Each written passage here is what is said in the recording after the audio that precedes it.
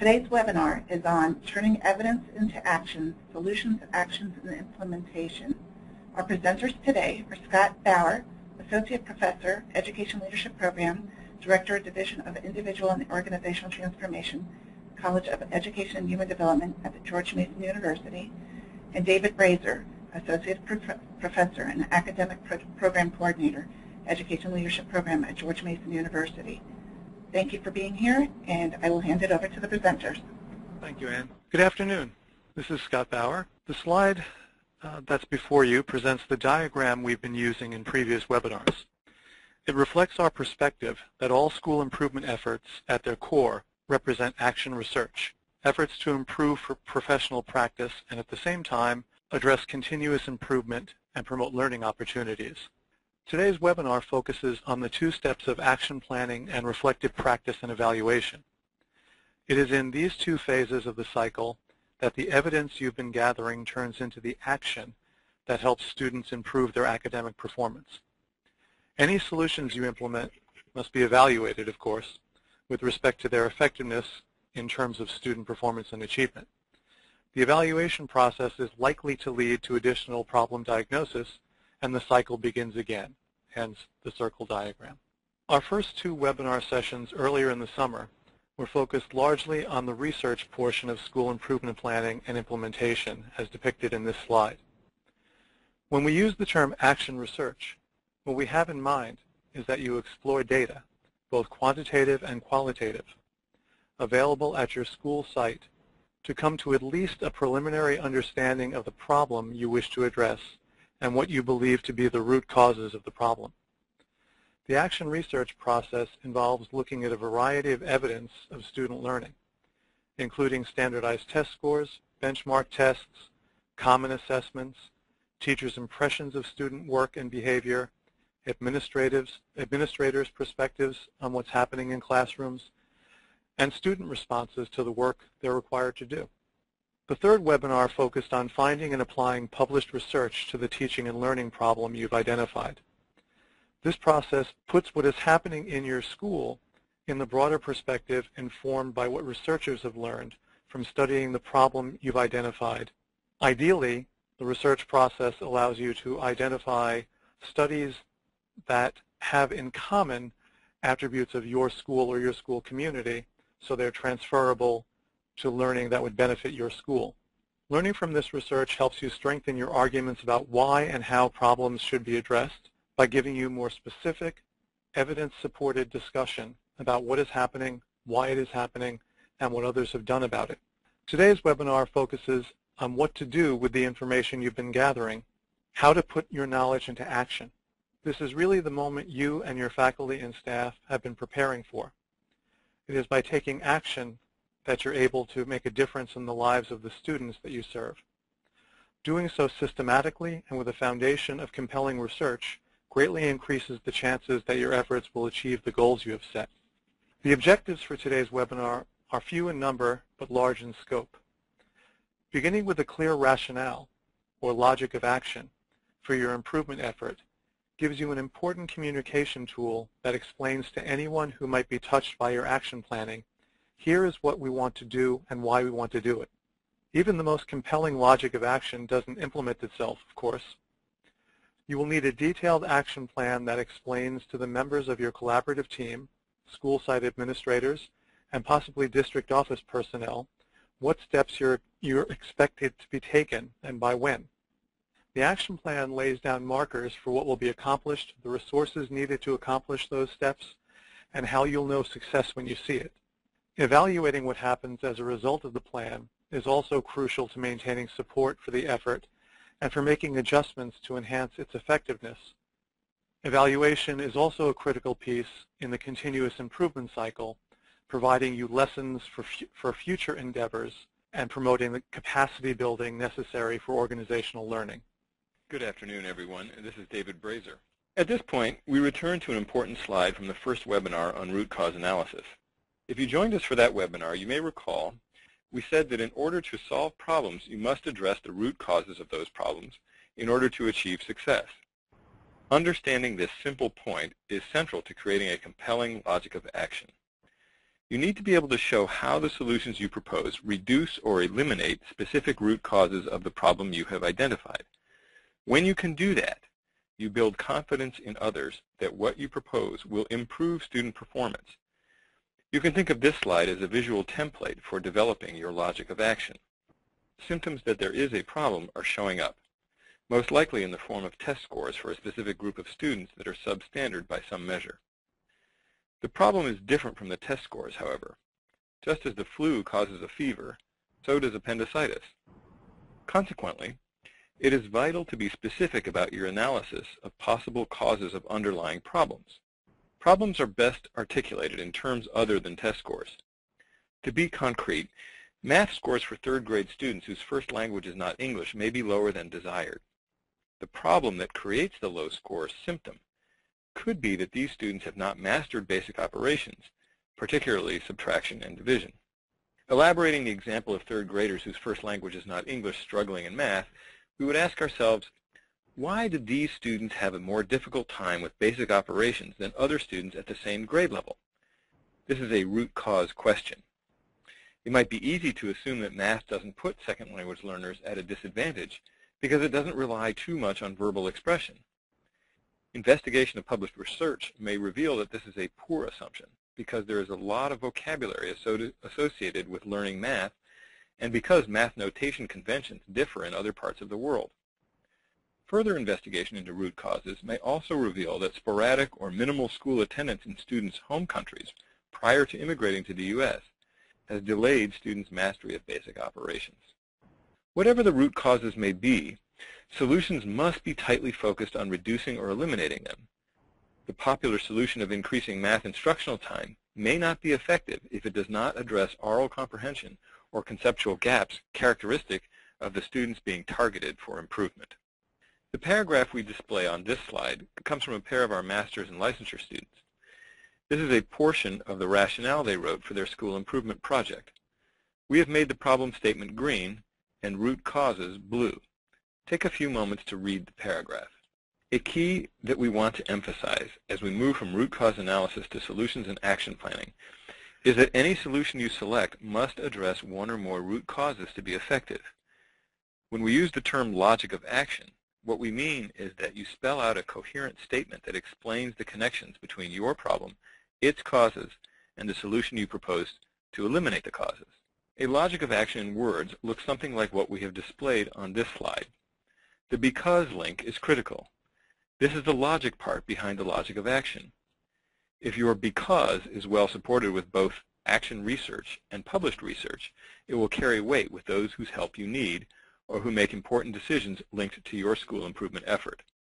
Those working with you may understand your logic of action, but still not be able to visualize what this will mean for students. We go to evidence to explain. What evidence will we see that the root causes have been eliminated, allowing for student improvement? Considering the improvement project put together by our students, we could say something such as 85% of English language learning students improve their reading in the first semester of implementation by more than half a grade level. The point is that teachers and administrators need to be able to know improvement when they see it. They need to know what it will look like. This slide is more of a graphic representation of what we are talking about. A few things are important to note. First, there are multiple causes of the problem. This is a reality of the complexity of the work we do. Except for the most trivial problem, multiple causes will be evident, and only some of these will be in the control of the school. So as we said in an earlier webinar, part of your analysis is selecting important causes that you can influence. Second, here we elaborate a bit to refer to solution sets rather than just solutions. When we say something like the solution, we are inadvertently suggesting that there is one best way to address a root cause. On the contrary, we think in terms of bits and pieces of solutions. Bits and pieces of solutions you found in published research, in addition to what is known locally, that you can put together in a way that makes sense for your school. Consequently, each root cause might be addressed by a set of solution pieces, a solution set. Back to our example. Recall that the problem was that Hispanic English language learner students are not reading at grade level. Root causes included parental involvement and teacher skills in working with this population. As we move to solutions, you will see that a strength of the excerpt from our students' work displayed on this slide is that the connections among the problem, its root causes, and proposed solutions make sense without a great deal of explanation. I'll give you a minute or two to read the paragraph on the slide. The general outcome we are seeking is evidence of improved student performance.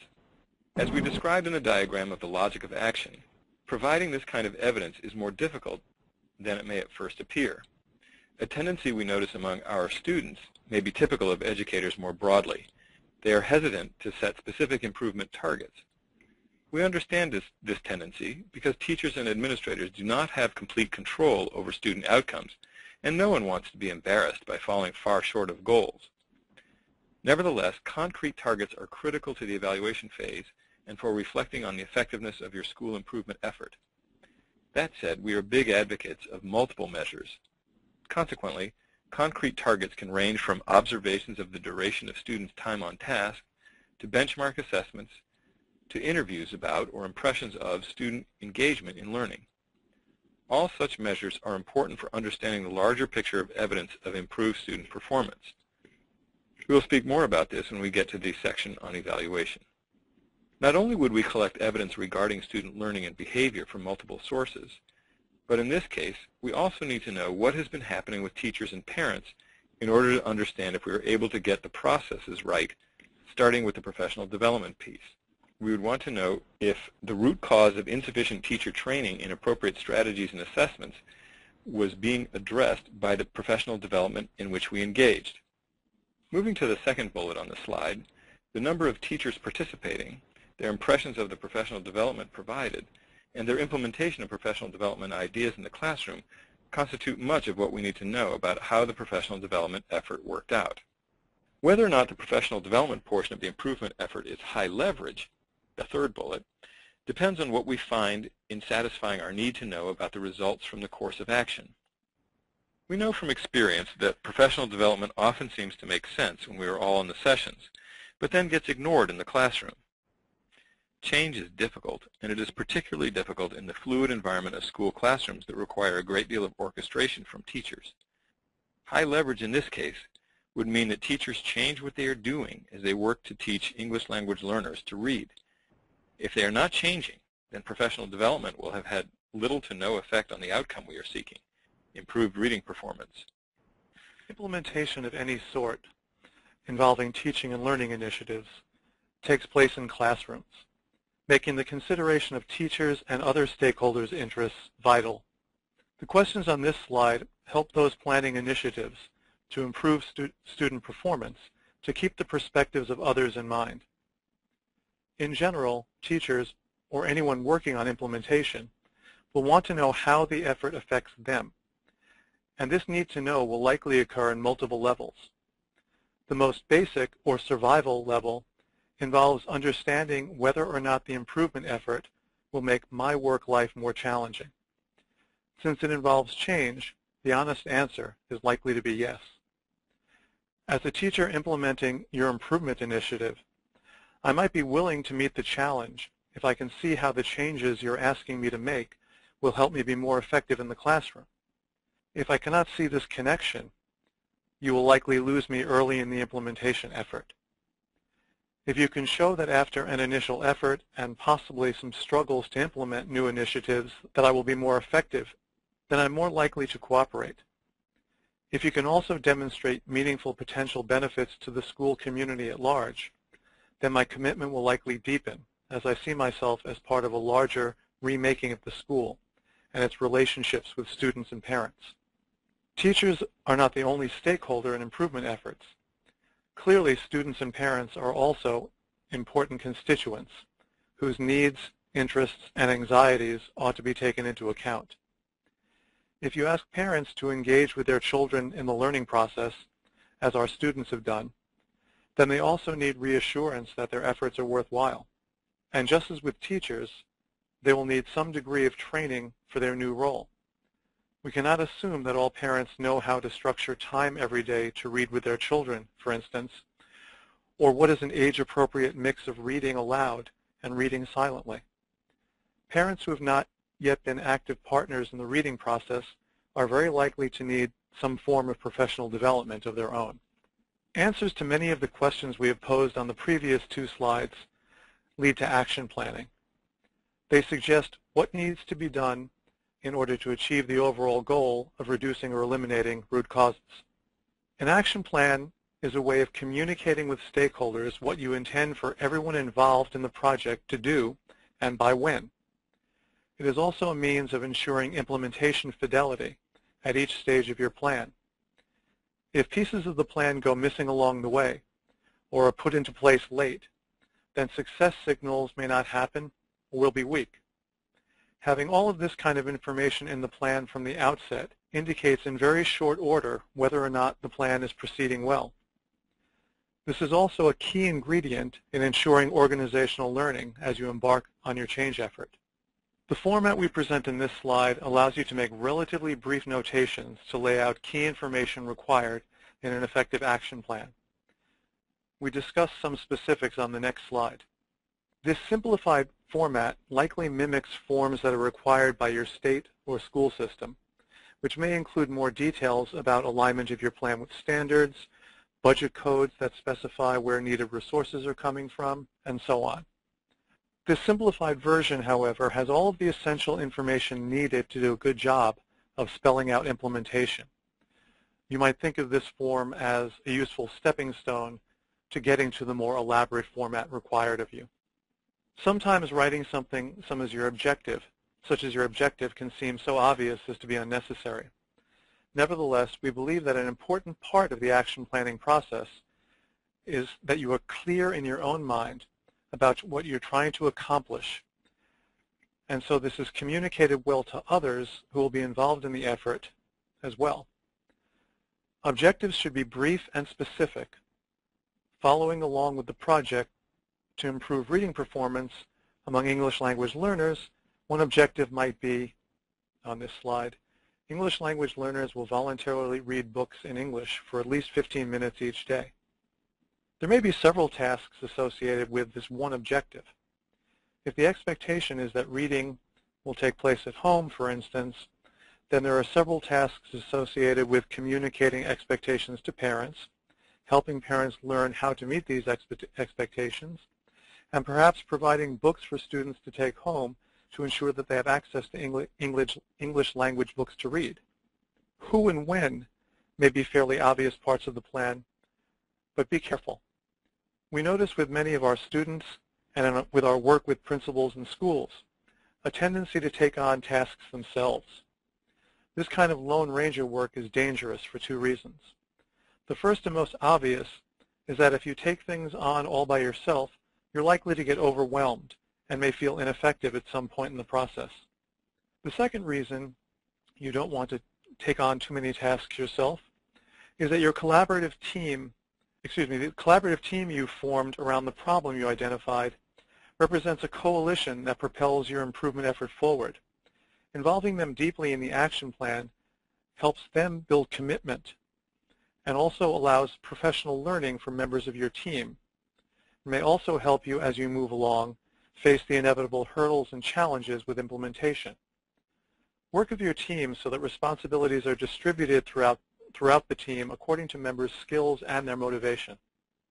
Establishing a reasonable timeline helps you keep everyone honest and on track in the context of their busy work lives. Even if some of the timelines slip a bit, your action plan is a record of what everyone in the group committed to do and by when. It functions as a responsibility mechanism. Identifying the resources needed early on helps to avoid surprises. If your principal sees that your project requires teachers' time and the use of resources such as computer labs, sets of books, then he or she gets a clear sense of how to support what you're doing. Even if no additional dollars are needed or spent on a project, it is likely to pull on resources in one fashion or another. Be honest about what you need, and also think of resources broadly. Knowledge is a resource. Expertise is a resource. As I mentioned a moment ago, time is a resource. Try and line these resources up in an effective fashion in advance and access those who control resources that you need early on to gain their approval. And finally, The last column in the action planning format indicates success signals. You'll note that in this phase of the planning process, we emphasize visualizing what success looks like, literally task by task. There are small and big wins along the way.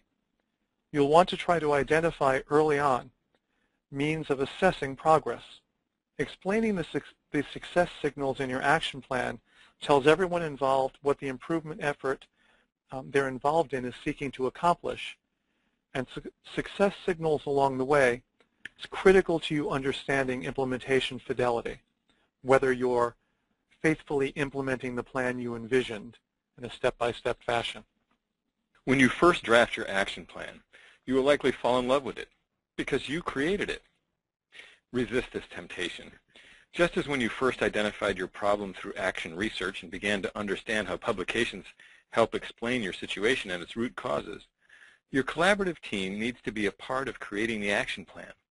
They bring wisdom to the planning process, and their participating in it will help to deepen their commitment to taking the actions described in the plan. Carefully assess the strengths and weaknesses of your team members. When you consider whether or not someone will take on a particular task, check your understanding of both their ability to complete the task and their motivation for doing so, their skill and will. As a leader, it is up to you to seek the best fit in this respect. As important as it is to write a clear plan and obtain commitment from colleagues, the plan cannot be frozen. Schools and districts are very dynamic places, requiring a flexible stance during the implementation phase. We find that the need for flexibility is greatest when the principalship changes hands. Other contingencies may be a loss of resources, a change in academic focus driven by poor test results, or a new understanding of the nature of your problem that results from partial implementation. Whatever the circumstance, avoid casting your action plan in stone and note the necessary changes along the way so that the document remains as a reminder to all who are involved about what needs to be accomplished and by when. If you're an in-service educational leader, you may want to consider keeping a simple journal of the experience you have with your action plan. It is likely that you engaged in similar journal writing when you were moving through a licensure program. Like it or not, the journal helps you to keep a running record of what happens along the way. It preserves details that are easily lost to fallible memories. The journal becomes your data, your evidence for what happened along the way in your school improvement planning and implementation. As a result, it serves as a guide to help you keep doing what is working well and to change what is not working well. If you use the action planning template we recommend, it can also serve as a way to keep track of task accomplishment and to record successes. This is a strong addition to your personal journal in order to preserve the history of your school improvement effort. Looking at these records regularly will give you a better way to make the necessary adjustments as your implementation evolves. The political climate in education today places a great deal of emphasis on outcomes. Test scores and other measures of student achievement are only one aspect of success. There is generally a long lag between a change in classroom practices and student achievement outcomes, making it difficult to know what teacher actions or choices truly had a meaningful influence on students. Considering the process along with outcomes helps to fill in the gaps of your determination of the extent to which you are being successful. We spoke of professional development in our earlier example. If professional development experiences are well conceived and well implemented, then teachers will learn and grow. This is a success, even if what they learned is not immediately applied to their teaching practice. Building capacity in this way is critical to making positive change. Suppose you find that you have a professional development experience that everyone feels good about, but nothing seemed to happen as a result. Identifying this kind of disconnect helps you to focus your attention on a new problem, implementation of good ideas. You may discover specific obstacles that can be cleared away to allow for implementation, or the first professional development activity may reveal that a subsequent experience you'd never considered needs to be added in order to get to implementation. By separating the success of one experience from the disappointment around implementation, you learn what to keep and what to fix. Having the experience of wrestling with implementation issues and figuring out what worked and what didn't helps your school and district to learn and grow as organizations. By this we mean that efforts to improve student achievement that are focused on energetic, real opportunities to improve how schools and districts function to support student learning, in the process norms and rules may get changed in a manner that improves teacher effectiveness. The point of all of your efforts, of course, isn't to produce a high-quality plan. That is a means to an end. Your goal is to implement your plan to reach the objective you set and thus promote the improvement you identified for students in your school. Research on school change has taught us that we're pretty good planners, but a bit more challenged in terms of implementation. The fact is, implementation is messy, but there are some keys we can consider ahead of time to help us ensure success. This slide is based on Anita Pancake's 1998 research into implementation. Reading the list on this slide reveals 3 key components to implementation. Clarity about what you intend to do. In this case, your plan is critical to this. Adequate support and capacity building for those expected to carry out the work. And evaluating what you've done to know that your work was effective or ineffective and in what way. Working with your team ahead of time to predict the future is one means of preparing for implementation. Once you have a draft of your action plan, quite literally, discuss with your collaborative team the following question. How will our school be different as a result of our improvement effort? Much of the response to this question will undoubtedly be positive, focused on how students will be made better off by changed practices. But change nearly always brings unintended consequences as well, hence our suggestion that you conduct what we call a consequence analysis. Some teachers may feel left behind or that their past work has been denigrated in some way. If resources are reallocated from one objective to another, then a winner and loser may be inadvertently created. Carefully considering the consequences of your actions helps you to be proactive in mitigating or eliminating potentially negative effects of your implementation. This slide provides a framework for considering potential consequences from the actions you take to improve student achievement. The questions in each quadrant are loosely based on Bowman and Deal's 4 frames from their textbook, Reframing Organizations. Multiple consequences are revealed by asking questions from the structural, human resource, political, and symbolic perspectives. Moving clockwise from the upper left quadrant, we rephrase the questions posed on the slide to more general perspective questions. First, how does the structure of your school or district enable or inhibit the implementation of your school improvement efforts? Are there potentially unchangeable structures? Second, what happens to interpersonal relationships, both professionally and informally, when you move to implementation? Did you involve stakeholders who are going to be impacted by the change effort? Third, what kinds of loss will teachers, administrators, students, and parents feel when teaching and learning happens differently as a result of your plan? Does your plan in some way alter or go against the way we do things around here, the culture of your school? And finally, who are the winners and losers as a result of your plan? Do you have a meaningful way of attending to losers' pain so that they do not become alienated? As you answer these kinds of questions, you'll likely reveal some steps you want to strengthen or add to your action plan. This is the central purpose of conducting a consequence analysis. Predicting potential obstacles or revealing gaps in your action plan allows you to address these before they become barriers to your change effort. We have been pointing toward evaluation throughout much of this webinar. We deal with it explicitly in the next 4 slides. The summative and formative evaluation questions we pose on this slide are general, and they help to point you in the right direction for more collection of evidence. Notice, however, that they require that you have a clear idea of your intentions when you start, which is why we emphasized objectives and success signals in the action plan structure. Summative questions are critical to amassing evidence of reaching your objectives. Formative questions get at information you need to help explain why you either reached or did not reach your ultimate goals. These are critical to organizational learning, that is, to deriving lessons for subsequent change efforts. Here are some examples of possible quantitative and qualitative evidence that would help you to make summative and formative assessments. In the summative category, for quantitative evidence, you might look at standardized tests, common assessments, teacher-made assessments, grades, and measures of student growth over time. For qualitative evidence of a summative nature, You might conduct interviews with selected teachers and students about the quality of the experiences as a result of your improvement effort. You could ask, were the goals achieved? How did the participants know? On the formative side, looking at quantitative evidence, you may investigate attendance and persistence rates in whatever program was set up. Participation rates, for example, the number of families who submitted reading at home logs, or perhaps the number of success signals that were actually achieved as you went through your action plan. Also on the formative side, but looking at qualitative evidence, you could engage in classroom observations to determine the degree and nature of implementation. You could investigate student engagement in teaching and learning practices that have changed as a result of the action plan. And you could also inquire into parent-student satisfaction using questionnaires and/or interviews with students.